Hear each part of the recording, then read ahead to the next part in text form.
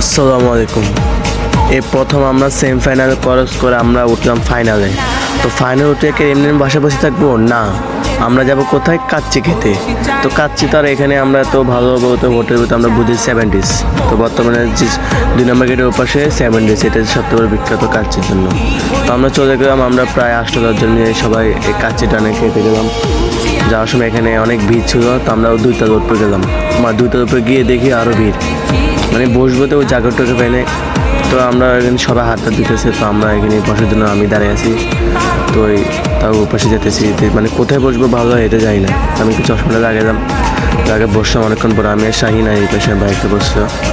তো পাশে দেখি আমরা তাও ওপাশে উঠে গেলাম। তো খানার আগে একটু ভালো মতো হ্যান্ড ওয়াশ দিয়ে হাত ধুয়ে নিলাম, কারণ হাত দিতে হবে ভালো মতন, কারণ খাইতে হবে অনেকদিন পর খাইতে বসলাম, একটু ফাঁকাফাঁকি করতে হবে।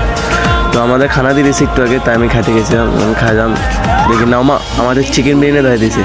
কাচ্চি বলে আমাদের চিকেন বিরিয়ানি, আমাদের ধোকা দিতে আমার বড় ভাই তারা, এগুলো ঠিক হয় না। বলছে কাচ্চি খাওয়াবে কিনা, আমাদের চিকেন বিরিয়ানি খাওয়াই দিল।